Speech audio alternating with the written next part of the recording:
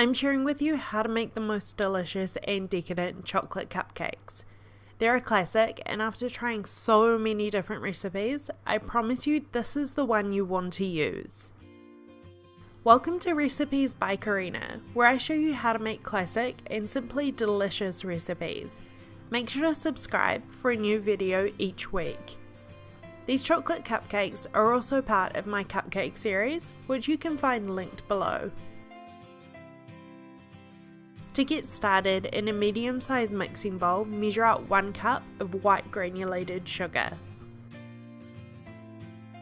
If you would like the full recipe for these chocolate cupcakes, it will be on my website, as well as the full measurements listed in the description box below. I also have so many other cupcake recipes on my channel, so if chocolate isn't your thing, salted caramel or classic vanilla might be. To the sugar, we're going to crack in 2 medium-sized eggs. If you store your eggs in the fridge like I do, just take them out 30 minutes before you start baking so they have a chance to come up to room temperature. Measure out 1/2 cup of a neutral oil like vegetable or canola and pour into the bowl. One of the reasons I love this recipe is it uses oil instead of butter, so there is no need for any creaming. Chocolate cake and chocolate cupcakes usually always use oil instead of butter, as butter has a stronger flavour, so when you're making something like chocolate flavoured cupcakes or cake, you don't want anything competing with the flavour from the cocoa powder. Lastly, add about 1/2 teaspoon of vanilla. Always add vanilla to chocolate baked goods as it really brings out the flavour.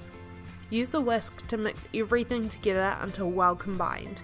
Set the wet ingredients to the side while we work on the dry. In a larger mixing bowl, sieve in the dry ingredients: the flour, cocoa powder, baking soda, and salt.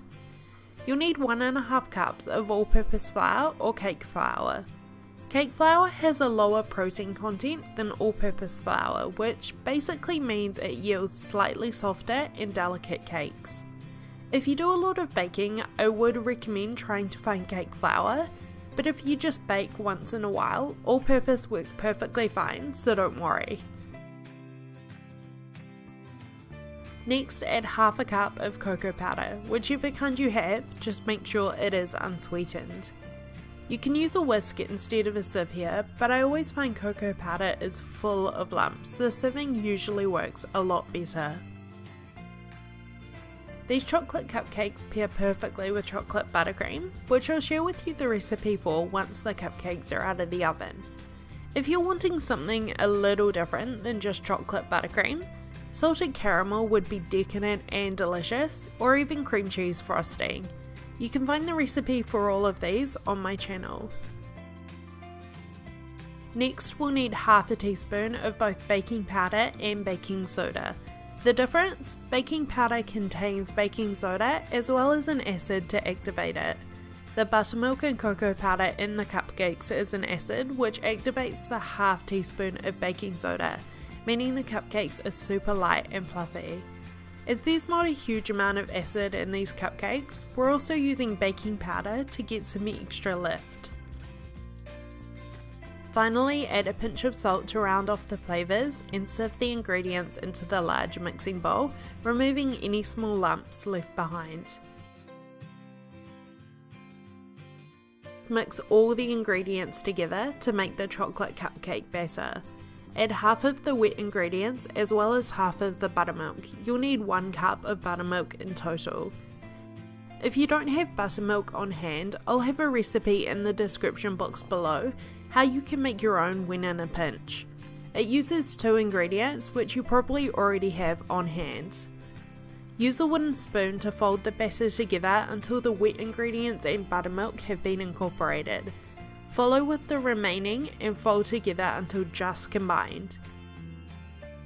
Adding the wet ingredients in half at a time helps to reduce the amount of lumps in the batter, as well as make sure everything is mixed well while not being overmixed.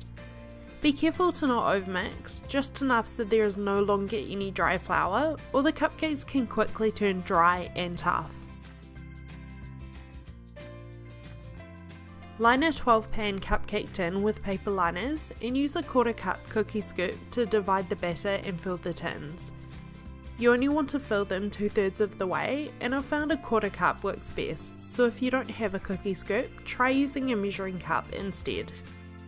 Bake the cupcakes in a 180°C or 350°F oven for about 15 to 20 minutes, or until the cupcakes spring back when pressed lightly in the centre.